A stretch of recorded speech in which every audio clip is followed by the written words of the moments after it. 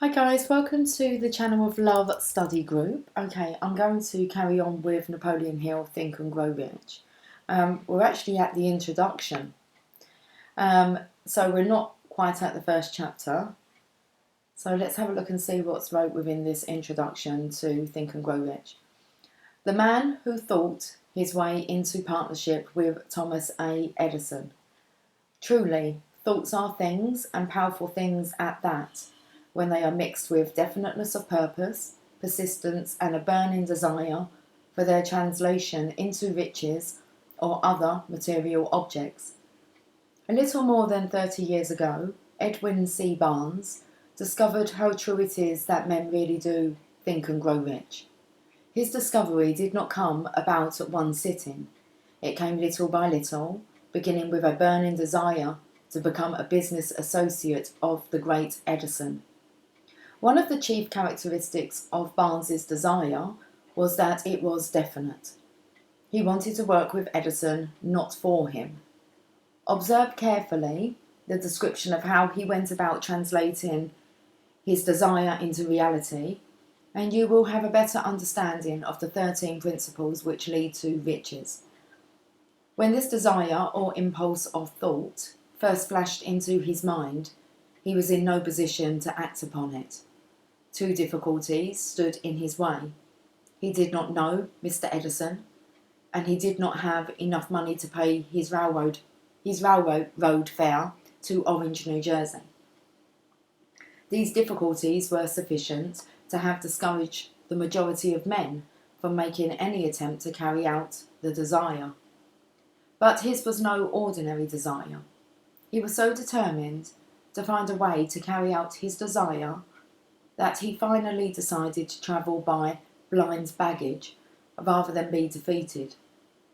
To the uninitiated, this means that he went to East Orange on a freight train. He presented himself at Mr. Edison's laboratory and announced he had come to go into business with the inventor. In speaking of the first meeting between Barnes and Edison years later, Mr. Edison said, "He stood there before me, looking like an ordinary tramp, but there was something in the expression of his face which conveyed the impression that he was determined to get what he had come after. I had learned from years of experience with men that when a man really desires a thing so deeply that he is willing to stake his entire future on a single turn of the wheel in order to get it, he is sure to win. I gave him the opportunity he asked for because I saw he had made up his mind to stand by until he succeeded. Subsequent events proved that no mistake was made." Just what young Barnes said to Mr. Edison on that occasion was far less important than that which he thought. Edison himself said so. It could not have been the young man's appearance which got him the start in the Edison office, for that was definitely against him. It was what he thought that counted. If the significance of this statement could be conveyed to every person who reads it, there would be no need for the remainder of this book. Barnes did not get his partnership with Edison on his first interview. He did get a chance to work in the Edison offices at a very normal wage, doing work that was important to Edison, but most important to Barnes because it gave him an opportunity to display his merchandise where his intended partner could see it. Months went by. Apparently nothing happened to bring the coveted goal which Barnes had set up in his mind as his definite major purpose. But something important was happening in Barnes's mind. He was constantly intensifying his desire to become the business associate of Edison. Psychologists have correctly called that when one is truly ready for a thing, it puts in its appearance. Barnes was ready for a business association with Edison. Moreover, he was determined to remain ready until he got that which he was seeking. He did not say to himself, "Ah, well, what's the use? I guess I'll change my mind and try for a salesman job. But he did say, I came here to go into business with Edison, and I'll accomplish this end if it takes the remainder of my life. He meant it. What a different story men would have to tell if only they would adopt a definite purpose and stand by that purpose until it had time to become an all-consuming obsession. Maybe young Barnes did not know it at the time, but his bulldog determination, his persistence in standing back of a single desire, was destined to mow down all opposition and bring him the opportunity he was seeking. When the opportunity came, it appeared in a different form and from a different direction than Barnes had expected. This is one of the tricks of opportunity. It has a sly habit of slipping in by the back door, and often it comes disguised in the form of misfortune or temporary defeat. Perhaps this is why so many fail to recognise opportunity. Mr. Edison had just perfected a new office device, known at the time as the Edison dictating machine, now the Ediphone. His salesmen were not enthusiastic over the machine. They did not believe it could be sold without great effort. Barnes saw his opportunity. It had crawled in quietly, hidden in a queer-looking machine which interested no one but Barnes and the inventor. Barnes knew he could sell the Edison dictating machine. He suggested this to Edison and promptly got his chance. He did sell the machine. In fact, he sold it so successfully that Edison gave him a contract to distribute and market it all over the nation. Out of that business association grew the slogan, made by Edison and installed by Barnes. The business alliance has been in operation for more than 30 years. Out of it, Barnes has made himself rich in money, but he has done something infinitely greater. He has proved that one really may think and grow rich. How much actual cash that original desire of Barnes has been worth to him, I have no way of knowing. Perhaps it has brought him $2 or $3 million, but the amount, whatever it is, becomes insignificant when compared with the greater asset he acquired in the form of definite knowledge that an intangible impulse of thought can be transmuted into its physical counterpart by the application of known principles. Barnes literally thought himself into a partnership with the great Edison. He thought himself into a fortune. He had nothing to start with except the capacity to know what he wanted and the determination to stand by that desire until he realised it. He had no money to begin with. He had but little education. He had no influence, but he did have initiative, faith, and the will to win. With these intangible forces, he made himself number one man with the greatest inventor who ever lived. Now, let us look at a different situation and study a man who had plenty of tangible evidence of riches but lost it because he stopped 3 feet short of the goal he was seeking.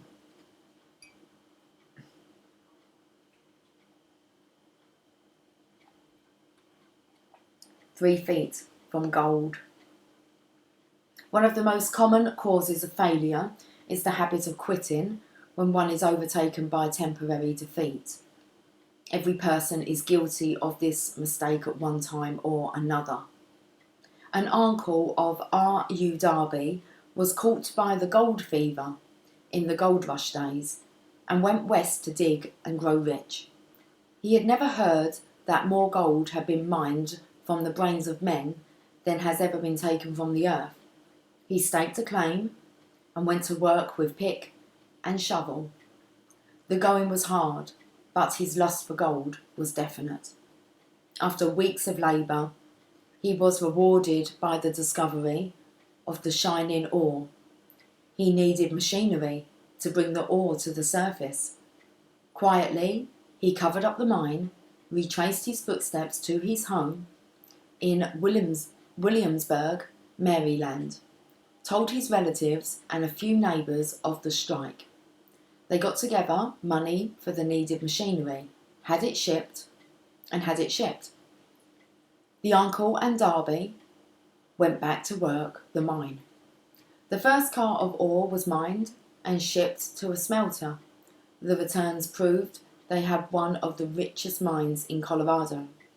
A few more cars of that ore would clear the debts. Then would come the big killing in profits. Down went the drills, up went the hopes of Darby and uncle. Then something happened. The vein of gold ore disappeared. They had come to the end of the rainbow, and the pot of gold was no longer there. They drilled on, desperately trying to pick up the vein again, all to no avail. Finally, they decided to quit. They sold the machinery to a junk man for a few $100s and took the train back home. Some junk men are dumb, but not this one. He called in a mining engineer to look at the mine and do a little calculating. The engineer advised that the project had failed because the owners were not familiar with fault lines.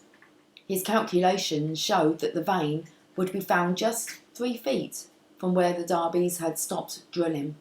That is exactly where it was found. The junk man took millions of dollars in ore from the mine because he knew enough to seek expert counsel before giving up. Most of the money which went into the machinery was procured through the efforts of R.U. Darby, who was then a very young man. The money came from his relatives and neighbours because of their faith in him. He paid back every dollar of it, although he was years in doing so. Long afterward, Mr. Darby recouped his loss many times over when he made the discovery that desire can be transmuted into gold. The discovery came after he went into the business of selling life insurance. Remembering that he lost a huge fortune because he stopped 3 feet from gold, Darby profited by the experience in his chosen work by the simple method of saying to himself, I stopped 3 feet from gold, but I will never stop because men say no when I ask them to buy insurance. Darby is one of a small group of fewer than 50 men who sell more than $1 million in life insurance annually. He owes his stickability to the lesson he learned from his quitability in the gold mining business. Before success comes in any man's life, he is sure to meet with much temporary defeat and perhaps some failure. When defeat overtakes a man, the easiest and most logical thing to do is to quit. That is exactly what the majority of men do. More than 500 of the most successful men this country has ever known told the author their greatest success came just one step beyond the point at which defeat had overtaken them. Failure is a trickster with a keen sense of irony and cunning. It takes great delight in tripping one when success is almost within reach. A 50-cent lesson in persistence. Shortly after Mr. Darby received his degree from the University of Hard Knocks, he had decided to profit by his experience in the gold mining business. He had the good fortune to be present on an occasion that proved to him that no does not necessarily mean no. One afternoon he was helping his uncle grind wheat in an old-fashioned mill. The uncle operated a large farm on which a number of coloured sharecrop farmers lived. Quietly the door was opened and a small coloured child, the daughter of a tenant, walked in and took her place near the door. The uncle looked up, saw the child, and barked at her roughly. "What do you want?" Meekly, the child replied, "My mamma say send her 50 cents. "I'll not do it," the uncle retorted. "Now you run on home." "Yes, sir," the child replied. But she did not move. The uncle went ahead with his work, so busily engaged that he did not pay enough attention to the child to observe that she did not leave. When he looked up and saw her still standing there, he yelled at her, "I told you to go on home. Now go, or I take a switch to you."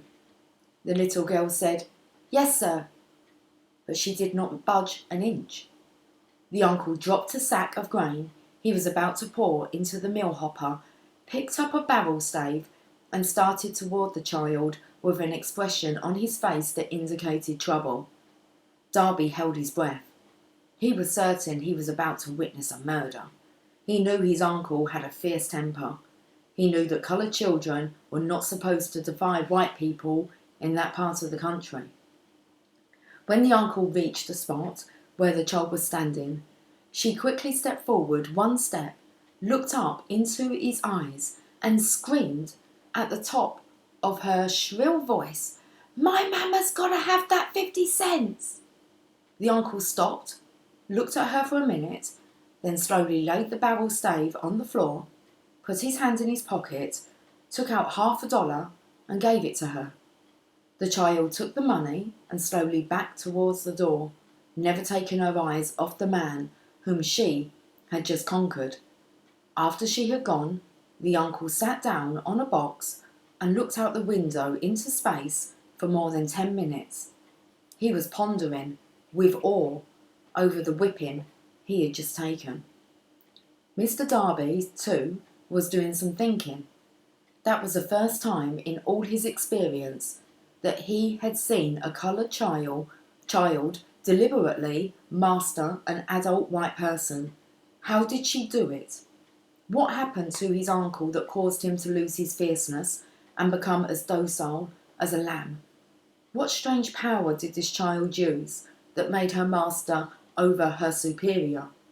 These and other similar questions flashed into Darby's mind, but he did not find the answer until years later, when he told me the story. Strangely, the story of this unusual experience was told to the author in the old mill on the very spot where the uncle took his whipping. Strangely, too, I had devoted nearly a quarter of a century to the study of the power which enabled an ignorant, illiterate coloured child to conquer an intelligent man. As we stood there in that musty old mill, Mr. Darby repeated the story of the unusual conquest and finished by asking, "What can you make of it? What strange power did that child use that so completely whipped my uncle?" The answer to his question will be found in the principles described in this book. The answer is full and complete. It contains details and instructions sufficient to enable anyone to understand and apply the same force which the little child accidentally stumbled upon. Keep your mind alert, and you will observe exactly what strange power came to the rescue of the child.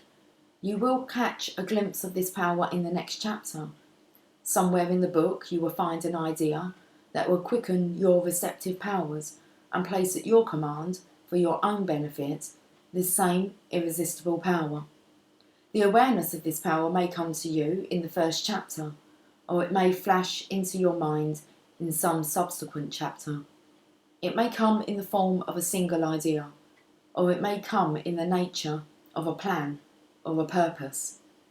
Again, it may cause you to go back into your past experiences of failure or defeat and bring to the surface some lesson by which you can regain all that you lost through defeat.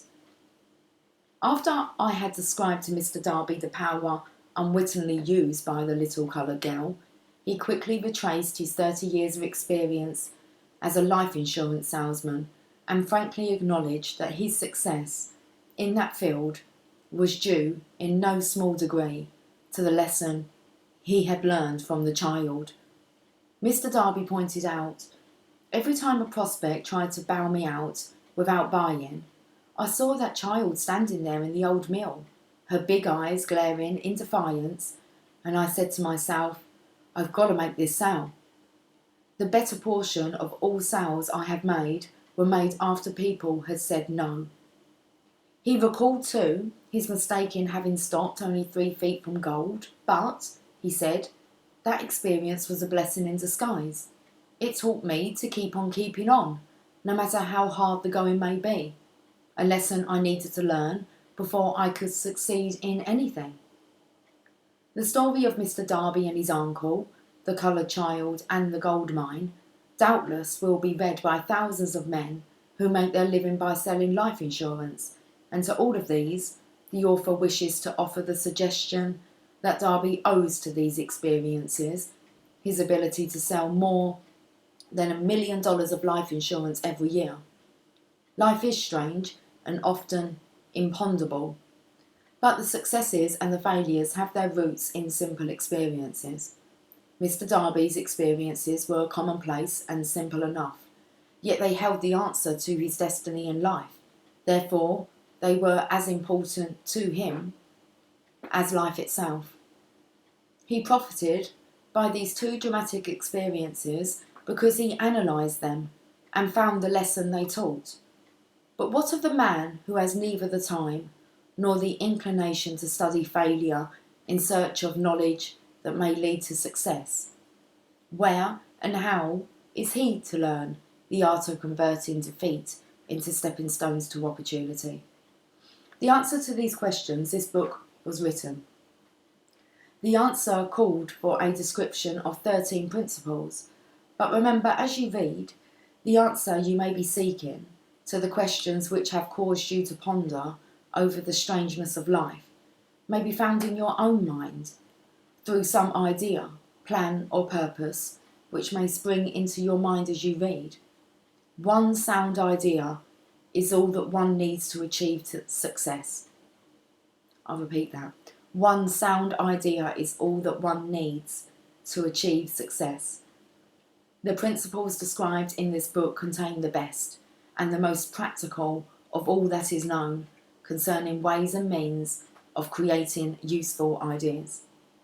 Before we go any further in our approach to the description of these principles, we believe you are entitled to receive this important suggestion.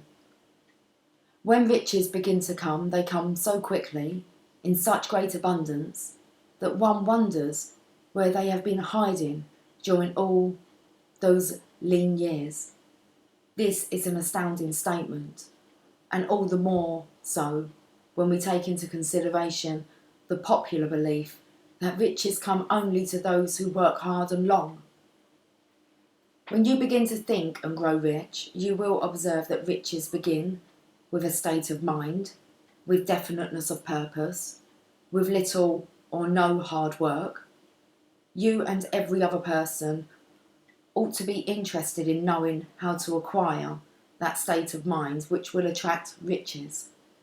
I spent 25 years in research, analysing more than 25,000 people, because I too wanted to know how wealthy men became that way.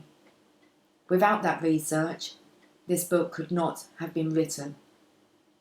Here, take notice of a very significant truth. The business depression started in 1929 and continued on to an all-time record of destruction until sometime after President Roosevelt entered office. Then the depression began to fade into nothingness, just as an electrician in a theatre raises the lights so gradually that darkness is transmuted into light before you realise it. So did the spell of fear in the minds of the people gradually fade away and become faith. Observe very closely as soon as you master the principles of this philosophy and begin to follow the instructions for applying those principles. Your financial status will begin to improve, and everything you touch will begin to transmute itself into an asset for your benefit. Impossible? Not at all. One of the main weaknesses of mankind is the average man's familiarity with the word impossible. He knows all the rules which will not work. He knows all the things which cannot be done. This book was written for those who seek the rules which have made others successful and are willing to stake everything on those rules. A great many years ago I purchased a fine dictionary. The first thing I did with it was to turn to the word impossible and neatly clip it out of the book, that would not be an unwise thing for you to do. Success comes to those who become success conscious. Failure comes to those who indifferently allow themselves to become failure conscious. The object of this book is to help all who seek it to learn the art of changing their minds from failure consciousness to success consciousness. Another weakness found in altogether too many people is the habit of measuring everything and everyone by their own impressions and beliefs.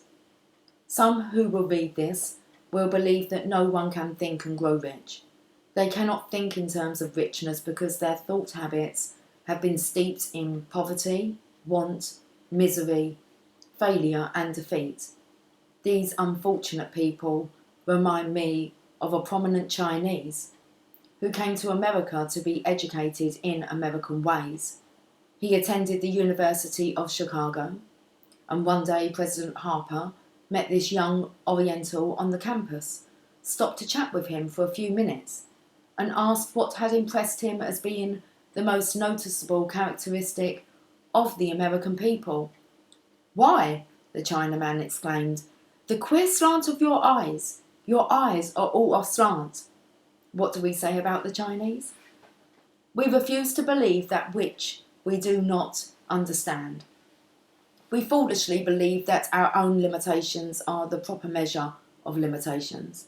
Sure, the other fella's eyes are off slant because they are not the same as our own. Millions of people look at the achievements of Henry Ford after he had arrived and envy him because of his good fortune or luck or genius or whatever it is that they credit the Ford's fortune. Perhaps one person in every 100,000 knows the secret of Ford's success, and those who do know are too modest or too reluctant to speak of it because of its simplicity. A simple transaction will illustrate the secret perfectly. A few years back, Ford decided to produce his now famous V8 motor. He chose to build an engine with the entire 8 cylinders cast in one block, and instructed his engineers to produce a design for the engine. The design was placed on paper, but the engineers agreed, to a man, that it was simply impossible to cast an 8-cylinder gas engine block in one piece. Ford said, "Produce it anyway." "But," they replied, "it's impossible." "Go ahead," Ford commanded, "and stay on the job until you succeed, no matter how much time is required." The engineers went ahead. There was nothing else for them to do. If they were to remain on the Ford staff, there was nothing more for them to do if they were to remain on the Ford staff. 6 months went by, nothing happened. Another 6 months passed and still nothing happened. The engineers tried every conceivable plan to carry out the orders, but the thing seemed out of the question, impossible. At the end of the year, Ford checked with his engineers, and again they informed him they had found no way to carry out his orders. "Go right ahead," said Ford. "I want it, and I'll have it." They went ahead, and then, as if by a stroke of magic, the secret was discovered. The Ford determination had won once more. This story may not be described with minute accuracy, but the sum and substance of it is correct. Deduce from it, you who wish to think and grow rich, the secret of the Ford millions, if you can. You'll not have to look very far. Henry Ford is a success because he understands and applies the principles of success. One of these is desire, knowing what one wants. Remember this Ford story as you read, and pick out the lines in which the secret of his stupendous achievement have been described. If you can do this, if you can lay your finger on the particular group of principles which made Henry Ford rich, you can equal his achievements in almost any calling for which you are suited. You are the master of your fate, the captain of your soul, because when Henley wrote the prophetic lines, I am the master of my fate, I am the captain of my soul, he should have informed us that we are the masters of our fate, the captains of our souls, because we have the power to control our thoughts. He should have told us that the ether in which this little earth floats is which we move and have our being, is a form of energy moving at an inconceivable high rate of vibration, and that the ether is filled with a form of universal power which adapts itself to the nature of the thoughts we hold in our minds and influence us in natural ways to transmute our thoughts into their physical equivalent. If the poet had told us of this great truth, we would know why it is that we are the masters of our fate, the captains of our souls. He should have told us with great emphasis that this power makes no attempt to discriminate between destructive thoughts and constructive thoughts, that it will urge us to translate into physical reality thoughts of poverty just as quickly as it will influence us to act upon thoughts of riches. He should have told us too that our brains become magnetised with the dominating thoughts which we hold in our minds, and by means which no man is familiar, these magnets attract to us the forces, the people, the circumstances of life which harmonise with the nature of our dominating thoughts. He should have told us that before we can accumulate riches in great abundance, we must magnetise our minds with intense desire for riches, that we must become money conscious until the desire for money drives us to create definite plans for acquiring it. But being a poet and not a philosopher, Henley contented himself by stating a great truth in poetic form, leaving those who followed him to interpret the philosophical meaning of his lines. Little by little, the truth has unfolded itself until it now appears certain that the principles described in this book hold the secret of mastery over our economic fate. We are now ready to examine the first of these principles. Maintain a spirit of open-mindedness, and remember as you read, they are the invention of no one man. The principles were gathered from the life experiences of more than 500 men who actually accumulated riches in huge amounts, men who began in poverty, with but little education, without influence. The principles worked for these men. You can put them to work for your own enduring benefit. You will find it easy, not hard to do. Before you read the next chapter, I want you to know that it conveys factual information which might easily change your entire financial destiny, as it has so definitely brought changes of stupendous proportions to two people described. I want you to know also that the relationship between these two men and myself is such that I could have taken no liberties with the facts, even if I had wished to do so. One of them has been my closest personal friend for almost 25 years, and the other is my own son. The unusual success of these two men, success which they generously accredit to the principle described in the next chapter, more than justifies this personal reference as a means of emphasising the fair-flung power of this principle. Almost 15 years ago, I delivered the commencement address at Salem College, Salem, West Virginia. I emphasised the principle described in the next chapter with so much intensity that one of the members of the graduating class definitely appropriated it and made it part of his own philosophy. The young man is now a member of Congress and an important factor in the present administration. Just before this book went to the publisher, he wrote me a letter in which he so clearly stated his opinion of the principle outlined in the next chapter that I have chosen to publish his letter as an introduction to that chapter. It gives you an idea of the rewards to come. My dear Napoleon, my service as a member of Congress, having given me an insight into the problems of men and women, I am writing to offer a suggestion which may become helpful to thousands of worthy people. With apologies, I must state that the suggestion, if acted upon, will mean several years of labour and responsibility for you, but I am enheartened to make the suggestion because I know your great love for rendering useful service. In 1922, you delivered the commencement address at Salem College when I was a member of the graduating class. In that address, you planted in my mind an idea which has been responsible for the opportunity I now have to serve the people of my state, and will be responsible in a very large measure for whatever success I may have in the future. The suggestion I have in mind is that you put into a book the sum and substance of the address you delivered at Salem College, and in that way give the people of America an opportunity to profit by your many years of experience and association with the men who, by their greatness, have made America the richest nation on earth.